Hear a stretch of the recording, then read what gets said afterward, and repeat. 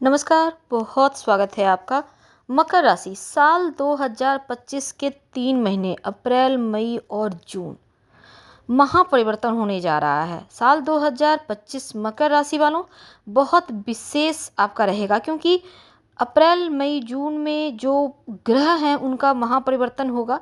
और सबसे पहले तो ये समझ लेते हैं कि देवगुरु बृहस्पति 14 मई को वृषभ राशि से निकलकर मिथुन राशि में प्रवेश करेंगे। 29 मार्च को शनिदेव मीन राशि में आ चुके हैं और यहाँ पर राहु के साथ बैठे हैं श्रापित दोष बनाकर। अब देखिए, राहु केतु का भी महापरिवर्तन 18 मई को होगा और साथ ही आपकी लाइफ में क्या कुछ बदलेगा, क्योंकि 5 ग्रह पंचग्रही योग बन रहा है। 5 ग्रह की युति जब होगी तब आपकी लाइफ पर इसका और भी ज़्यादा प्रभाव पड़ेगा। तीसरे घर में सूर्य, बुध, शुक्र, शनि, राहु पंचम में बैठे हैं देवगुरु बृहस्पति, छठे घर में मंगल, नवम स्थान में केतु और शनि देव की 7.5 पूरी तरह से समाप्त 29 मार्च को। अब अप्रैल, मई, जून राहत तो देगा।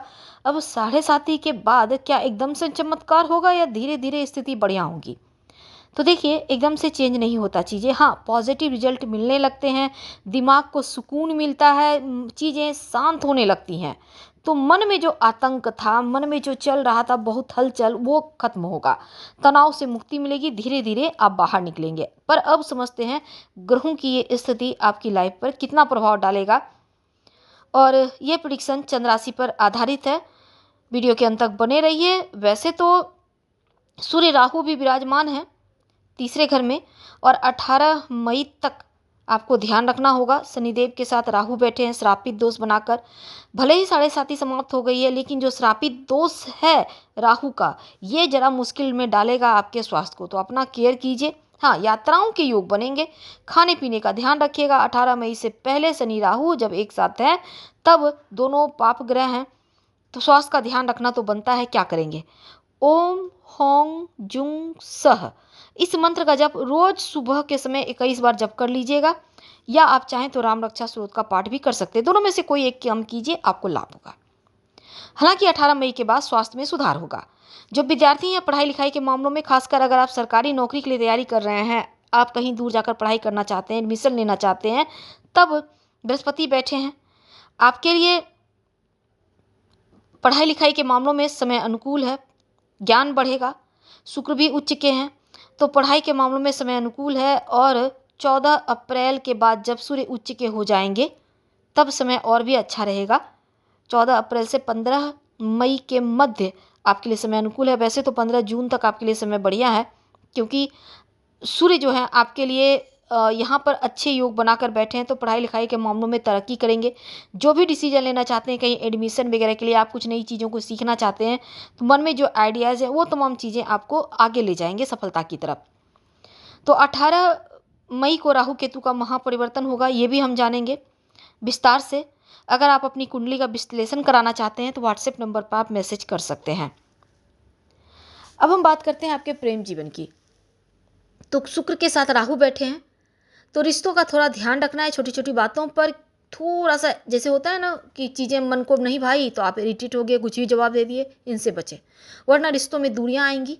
हालांकि लव रिलेशनशिप को लेकर 18 मई से पहले मिसअंडरस्टैंडिंग की स्थिति है, तो अच्छा बोलिए, कम बोलिए, मीठा बोलिए और ज़्यादा सुनकर भी चुप रहिए। हालांकि 18 मई के बाद समय अनुकूल रहेगा आपके लिए। अगर रिश्तों में तालमेल का भी अभाव है तो भी 18 मई के बाद से समय बेहतर होता दिखेगा, दूरियां खत्म हो जाएंगी।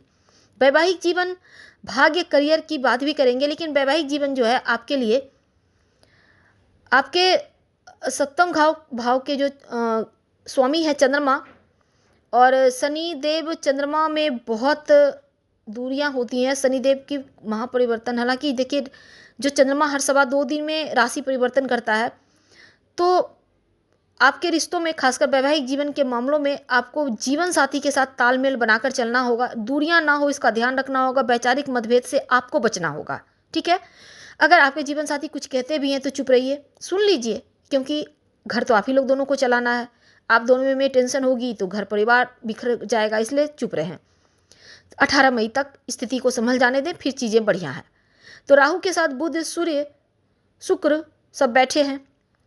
अब देखिए बृहस्पति यहाँ पर आएंगे 5 अप्रैल को मंगल और 7वें घर में नीच के। अब देखिए यहाँ पर क्या है ना कि वैवाहिक जीवन में विशेष रूप से 5 अप्रैल को मंगल के आने के बाद थोड़ा सा आपको ख्याल ज़्यादा रखना है और हनुमान चालीसा का पाठ करके दिन की शुरुआत कीजिएगा तो ज़्यादा अच्छा रहेगा। क्रोध मत कीजिएगा। संतान की बात करें तो देखिए इस समय ग्रहों का चूंकि महापरिवर्तन हो रहा है तो संतान को लेकर जो टेंशन थी वो समाप्त होगा। बस आपको उनके साथ तालमेल बनाकर चलना है और उनको सही रास्ता आपको दिखाना होगा। अगर आप कर्ज में फंसे थे तो कर्ज से मुक्ति मिलेगी। कोर्ट कचहरी के मामलों में भी बाहर निकलेंगे। मानसिक तनाव से मुक्ति मिलेगी। अशांति जो थी वो समाप्त होगा।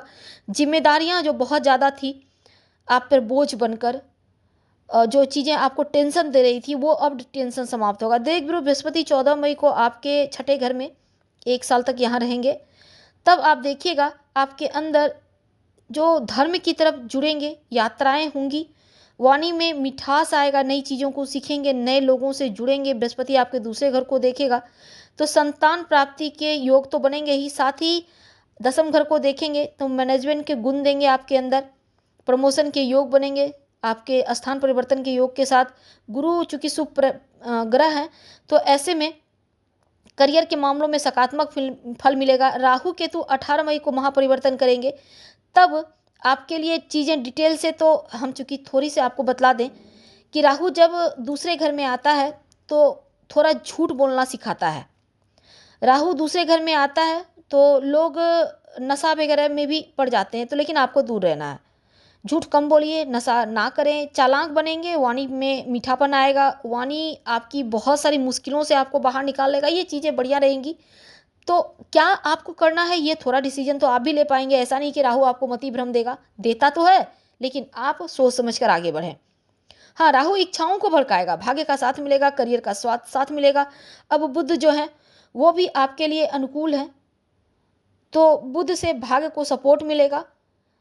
और साथ ही अप्रैल मई का जो महीना है, हालांकि जून का महीना भी आपके लिए अच्छा है। बुद्धि से आप सफलता प्राप्त करेंगे, यात्रा के योग बनेंगे, बहुत सपोर्टिव दिख रहा है और साथ ही करियर के मामलों में भी अनुकूल है।